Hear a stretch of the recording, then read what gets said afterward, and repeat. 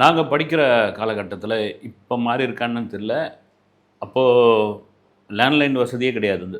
ஸ்கூலில் சொல்கிறேன் நான் செல்ஃபோன்லாம் இப்போ வந்தது அப்போ ஒரு வாரத்துக்கு முன்னாடியே ஒரு சுற்றறிக்கை ஒன்று வரும்.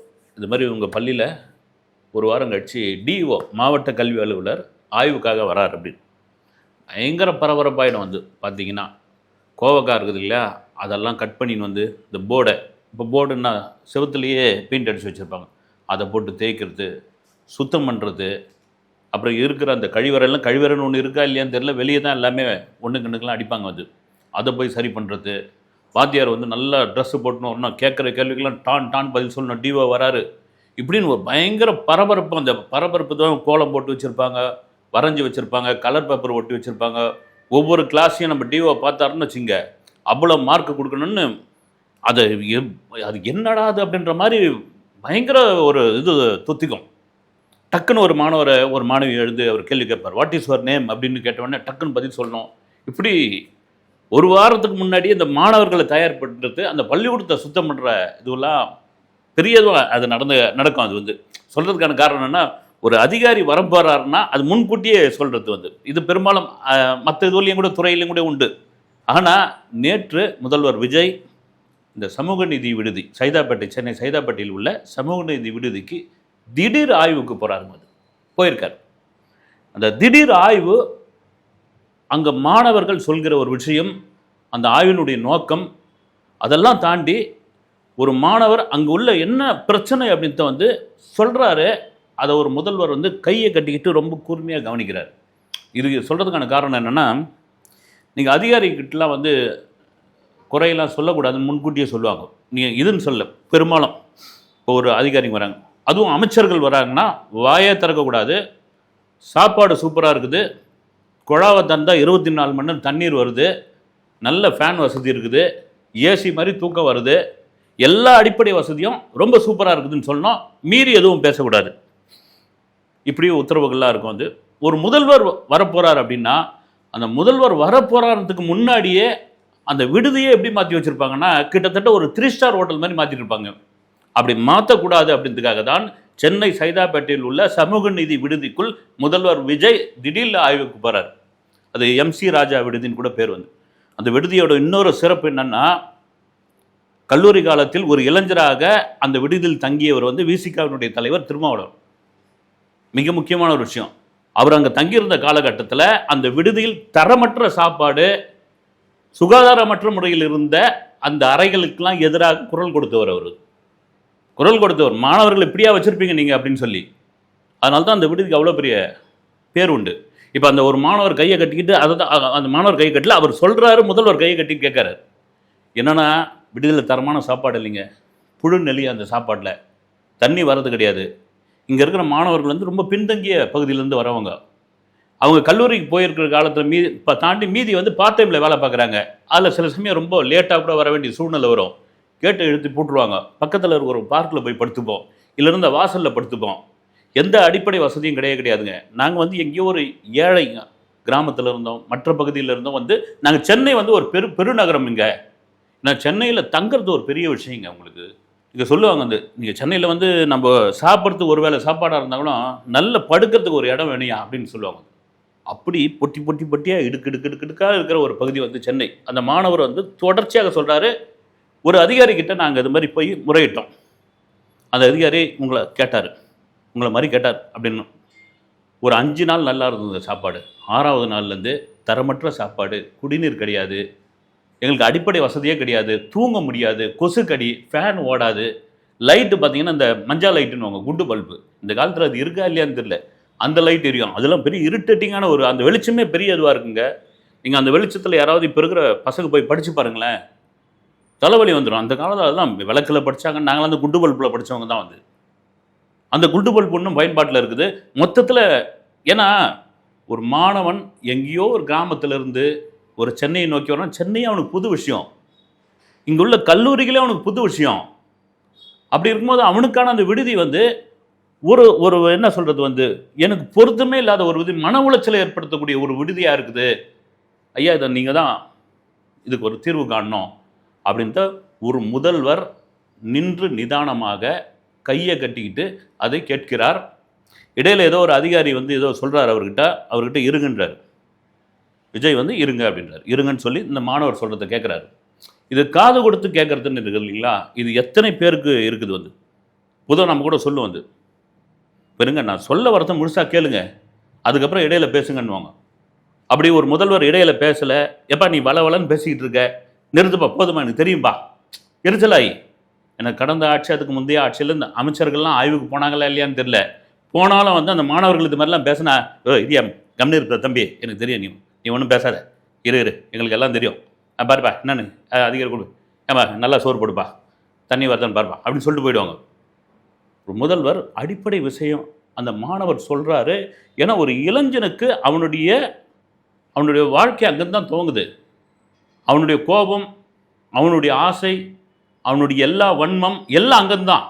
நீங்கள் அந்த சொல்லுவாங்க ஊருங்களில் பார்த்தீங்கன்னா, எப்போ அந்த பையன்கிட்ட எதுவும் சொல்லியாதீங்கப்பா, அது ஒரு அறியாத வயசுப்பா அப்படின்னும்.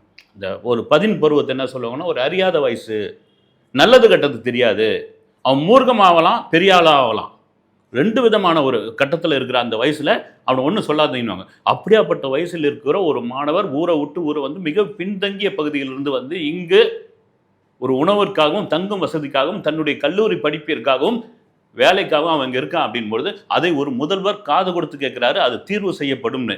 எனக்கு அந்த கேட்டதை பார்க்கும்போது தான் நிறைய இயக்குநர்கள் விஜய் வச்சு படம் பண்ணவங்களாம் வந்து சொல்கிறது ஒரு விஷயம் என்னென்னா, நாங்கள் போய் கதை சொல்லுவோங்க, கதை சொன்னால் அப்படியே சைலண்ட்டாக ஒரு பாட்டுன்னு எதுவுமே ரியாக்ஷன் கொடுக்க மாட்டார். பெரும்பாலும் கதை சொன்னோம்னா நடிகராக இருக்கட்டும் நடிகையாக இருக்கட்டும், அவங்க வந்து இவங்க சொல்கிறத பார்த்து அவங்க கண்ணீர் விட்டு அழுவாங்க, கோவப்படுவாங்க, அவங்க ஒரு ரியாக்ஷன் காமிப்பாங்க. விஜயை பொறுத்த வரைக்கும் அப்படியே தான் இருப்பார். இருந்துட்டு ஓகேண்ணா பார்க்கலாண்ணா அப்படின்னு. அதான் எனக்கு ஒரு தடவை பேர் சொன்னார், மாங்குமா நான் கதை சொல்கிறதே பெரிய விஷயம், மாங்கு நான் சொல்லி முடித்த உடனே ஓகேண்ணா என்ன சார் அப்படின்னு, ஓகேண்ணா நான் உங்களுக்கு ஃபோன் பண்ணுறேன்.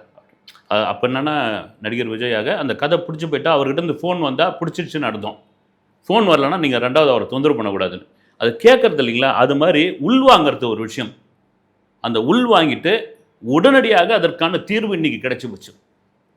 எல்லா அரசு விடுதிகளிலும், குறிப்பாக சமூக நீதி விடுதிகளிலும் தரமான சாப்பாடு, தரமான குடிநீர், தங்கும் வசதி சூப்பராக இருக்கணும். அது ரொம்ப முக்கியமான ஒரு விஷயம்னு ஒரு ஆர்டரை போட்டிருக்காங்க. இதுக்கு பார்த்தீங்கன்னா எந்த ப்ரெஸ் மீட்டும் கூட்டல, எந்த சேனலையும் வர வைக்கல, எந்த ப்ரெஸ் ரிலீஸையும் கொடுக்கல. ஒரு முதல்வர் வரப்போகிறதுக்காக எந்த ஆர்ப்பாட்டம், கரகாட்டம், ஒயிலாட்டம், மயிலாட்டம் எதுவுமே கிடையாது. ரொம்ப சர்வசாதாரணமாக மழை தூரிக்கிட்டு இருக்கு, போகிறாரு, போயிட்டு வந்து ஆய்வு பண்ணிட்டு வராரு. அதை வந்து வீடியோ எடுக்கிறாங்க. அந்த வீடியோ கூட அவர் தடுக்கலை, எடுக்கிறது வந்து அந்த மாணவர்கள் தான், அதை தடுக்கலை. அதுதான் இன்றைக்கி சோஷியல் மீடியாவில் வந்துக்கிட்டு இருக்கு. இப்படி தாங்க ஒரு உதாரண முதலமைச்சராக இருக்க வேண்டும். நீங்கள் முன்னாள் முதலமைச்சர் செல்வி ஜெயலலிதா அவர்கள்னா அவங்களை மீட் பண்ணுறதுக்கு முன்னாடி இந்த அதிகாரிகள் வந்து நிறைய ரிகர்சல்லாம் கொடுப்பாங்க அப்படின்னு. நான் மீட் பண்ணது கிடையாது, சொல்லியிருக்காங்க. ஒரு 10 அடி தூரத்தில் நீங்கள் நிற்கணும், மெதுவாக அவங்கள பார்த்து வரணும், அவங்க கண்ணை பார்க்கக்கூடாது, கையெழுத்து மட்டும் கும்பிடணும், ஒரு குறிப்பிட்ட டிஸ்டன்ஸில் இருக்கணும், நீங்கள் நாங்கள் சொல்லிக் கொடுக்குற வார்த்தையை தவிர மீதும் பேசக்கூடாது. அப்படின்னா என்ன அர்த்தம்? அம்மா எனக்கு இந்த மாதிரியான குறை இருக்குதுமா, எனக்கு இது பண்ண, அது மாதிரியான விஷயங்கள்லாம் அவங்க காது கொண்டு போகக்கூடாது. பார்த்துட்டு யூடர்ன் அடித்து இந்த மத்திய அரசு விருது வாங்கணும் தெரியல, மத்திய இது பத்மபூஷன் பத்மஸ்ரீ பட்டங்கள்லாம் வாங்கிட்டு அப்படியே திரும்ப அவங்க புரோட்டோக்கால் அது மாதிரி திரும்பி வரணும். அவங்ககிட்ட எந்த விதமான கோரிக்கையை நீங்கள் முன்வைக்கக்கூடாது. இது எல்லாருக்கும் உண்டு. ஆனால் மிக எளிமையான ஒரு மனிதராக அந்த இடத்துல ஆய்வுக்கு போய் அந்த ஆய்வுக்கான தீர்வை மறுநாளே அவர் உத்தரவிடுறாருன்னா இதை விட சிறந்தது வேறு வேணும். இது ஒரு பக்கம் இருக்கும் பொழுது இந்த அம்மா உணவு சம்மந்தமாக ஒரு ப்ரெஸ் ரிலீஸ் ஒன்று அமைச்சிருக்காங்க சென்னை மாநகராட்சியிலேருந்து. பார்த்தால ரொம்ப சந்தோஷமாக இருக்குது. ஏன்னா அம்மா உணவகம் ஜெயலலிதா அவர்களால் ஆரம்பிக்கப்பட்டது. அது ஏதோ அதிமுகவோட திட்டம் மாதிரியே வந்து அதை வந்து ஒரு பிரகடனப்படுத்தினாங்க. அப்புறமா கடந்த ஆட்சி ஸ்டாலின் முதல்வராக வந்த பொழுது ஒரு அம்மா உணவகத்தை அடித்து நொறுக்குனாங்க வில்லிவாக்கத்தில்.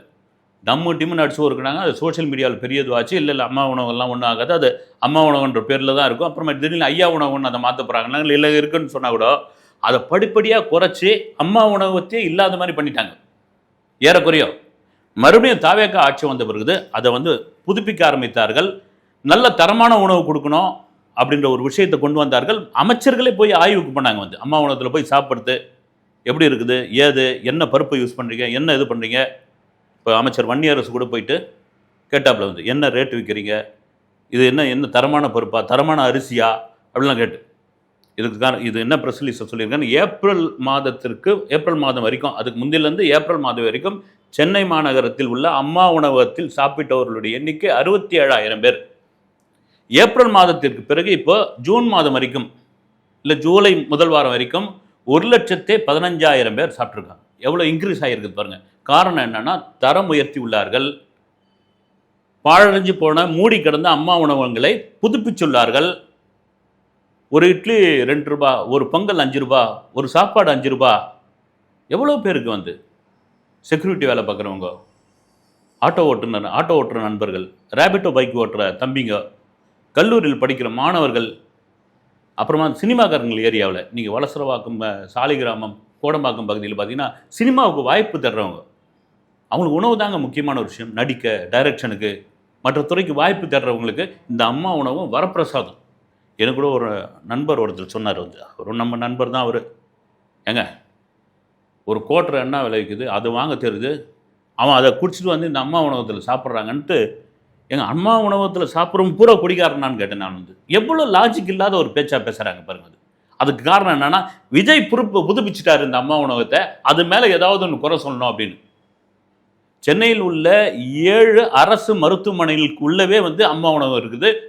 கிட்டத்தட்ட 383 அம்மா உணவகங்கள் உள்ளது. நீங்கள் பசின்னு வர்றவங்களுக்கு அது ஒரு பெரிய இதுவுங்க. நீங்கள் பழைய படங்களில் 70களில் 80களில் பாருங்களேன், சென்னைக்கு வருவாங்க. வந்து நாகேஷோட ஒரு படம் ஒன்று, ஒரு 10 பைசா ஒரு ஜோபியில் இருக்கும், அதை போட்டுப்பார், அது கீழே ஓட்ட வழியாக விழுந்துடும். அதே மறுபடியும் எடுத்து பார்த்துட்டு ஆஹா 20 பைசா அப்படின்னு மறுபடியும் போடுவார், மறுபடியும் விழுந்துடும். சர்வ சுந்தரம்னு நினைக்கிறேன். அந்த படத்தில் போய் ஹோட்டலில் உட்காந்து தர்பாராக உட்காந்துன்னு நம்ம கையில் 50 பைசா இருக்குதுன்னு ஆர்டர் பண்ணி சாப்பிடுவார். கடைசியில் பார்த்தா ஓட்டம் விழுந்துட்டு போயிருக்கும். வறுமை நிறம் சிகப்பு, நிழல்கள், இந்த மாதிரியான படங்கள் சென்னையில் உள்ள அந்த உணவு சம்பந்தமான வேலையில்லா திண்டாட்டம், அது சார்ந்த உணவு. ஒரு ஹோட்டலில் போய் ஒரு திரைப்படத்தில் வந்து ஒரு கதாநாயகன் சாப்பிட்டுட்டு அவருடைய சட்டையை கட்டுவாப்பில் அந்த முதலாளிகிட்ட. என்னன்னு, என்கிட்ட காசு இல்லைங்க, இந்த சட்டை புது சட்டை, அந்த காசு இல்லாததுக்கு நான் சாப்பிட்ட ஒரு 3 இட்லிக்கு இதை வச்சுக்கங்கன்னுவாங்க. சில பேர் இந்த HMTன்னு வாட்ச் இருக்குது, அந்த வாட்செல்லாம் கட்டி கொடுத்துட்டு போவாங்க. இந்த மாவாட்டுறதுக்கு, தண்ணி இறைக்கிறதுக்கெலாம் கூச்சப்பட்டுக்கிட்டு, சங்கோஜப்பட்டுக்கிட்டு தன் கையில் இருக்கிறதுலாம் கொடுத்துட்டு போவாங்க. அவ்வளோ முக்கிய தேவை சென்னை மாநகரில். எல்லா இடத்துலையும் சென்னை மாநகரில் உணவு அவ்வளோ முக்கிய தேவை. இப்போ நீங்கள் ஊரில் இருந்தால் கூட யாரையாவது ஒருத்தர் நம்ம போய் கேட்டுடலாம், சொந்தக்காரங்க இருப்பாங்க, வந்து அத்தை ஒரு பிடி பழுது எடுத்துன்னு வா, மாமா ஒரு கூழ் கிடச்சின்னு வா அப்படின்னு நம்ம உரிமையாக கேட்கலாம். நீங்கள் இங்கே யாரை கேட்க முடியும், துட்டு இருந்தால் தான். அப்படி வேடந்தாங்கல் மாதிரி பல ஊர்களிலிருந்து வந்த அந்த பறவைகளுக்கான மிகப்பெரிய ஒரு தளம் தான் அம்மா உணவகம். அதைத்தான் இந்த அரசு மேம்படுத்தி உள்ளது, இன்னும் சிறப்பாக மேம்படுத்தும் என்பதில் மாற்று கருத்து கிடையாது. வள்ளலார் சொன்ன மாதிரி தான், நீ வயிற்றுக்கு கொஞ்சம் கொடுத்துட்டினா அவனுக்கு எந்த எதுவும் கிடையாது. அவன் மூர்க்கமாக மாட்டான், திருடனாக மாட்டான், கொடூரனாக மாட்டான். பசி தானே எல்லாத்துக்குமான மூல காரணம். அந்த பசி நீ அடைக்கிற ஒருத்தங்கிட்ட நீ எவ்வளோ கொடுத்தாலும் போதுன்னு சொல்ல மாட்டான், வந்து சாப்பாடு மட்டும்தான் போதுன்னு சொல்லுவான். இது தாவேக ஆட்சியில், சிஎம் விஜய் ஆட்சியில் ஒரு பொற்காலமான ஒரு விஷயம், அதில் மாற்றுக்கிறது கிடையாது. இது ஒரு பக்கம் இருக்கும்பொழுது, நார்த்தில் விஜய் மாடல் கவர்மெண்ட் இருக்குல்ல, அது பெரிய அளவில் ரீச் ஆகி போயிருக்குது. ஒரு கட்டுரையே வந்திருக்குது மிகப்பெரிய அளவில். குறிப்பாக அது ரீல்ஸ்ன்னு நீங்கள் சொல்லவே முடியாது. நம்ம ரீல்ஸ் ஆட்சின்றாங்க இல்லைங்களா. நார்த்து முழுக்க இப்போ பாருங்கள், இந்த சமூக நீதி விடுதிக்குள்ளே போய் ஆய்வு பண்ணது, எழும்பூரில் இருக்கிற தாய்சேய் மருத்துவமனையில் போயிட்டு எப்படி சுகாதாரமாக இருக்கா ஒரு அம்மா போட்ட வீடியோவுக்கு போயிட்டு அதன் மேலே ஆக்ஷன் எடுத்தது. குறிப்பாக எந்த லஞ்ச லாவண்யமும் அதிகாரிகள் வாங்கக்கூடாதுன்னு ஒரு திட்டவட்டமான கட்டுப்பாடுகள் கொண்டு வந்தது, சட்டத்திட்டங்களை கொண்டு வந்தது.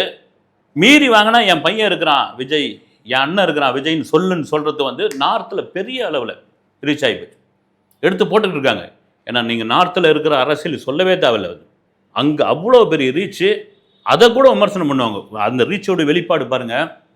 லக்னோவிலேருந்து அமன் அப்படின்ற ஒரு 24 வயது பையன் சிஎம் விஜயை பார்ப்பதற்காக லக்னோவிலேருந்து கிளம்பிட்டான்.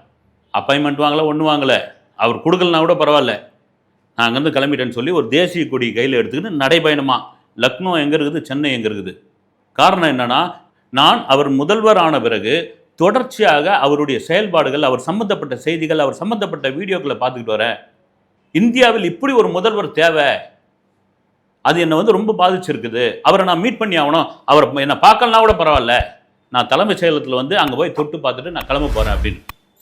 இதுதாங்க இதுதான் ஒரு நல்ல தலைவனுக்கான ஒரு விஷயம். நீங்கள் ரீல்ஸ் போடுறாங்க, அவங்கள வச்சு இது பண்ணுறாங்க, அப்புறம் தற்கூரி ஆட்சி நடத்துகிறாங்க, இன்னும் விமர்சனம் பண்ணாலும் சரி. ஒரு சிறப்பான ஆட்சி, மக்கள் என்னை நம்பி இந்த இடத்துல உட்கார வச்சுருக்காங்க. உங்கள் காசு ரூபா கூட திருட மாட்டேன் அப்படின்னு சொன்ன இடத்தில் இப்படியாப்பட்ட ஒரு ஒரு ஒரு ஒரு ஆட்சி தவேகாவுடைய தலைவரும் தமிழகத்தின் முதலமைச்சருமான விஜய் கொண்டு வர வேண்டும் என்று அதற்கான சிறப்பான ஒரு ஏற்பாடுகளை வழிமுறைகளும் செய்து கொண்டிருக்கிறார். அடுத்த வீடியோவில் சந்திப்போம். நன்றி.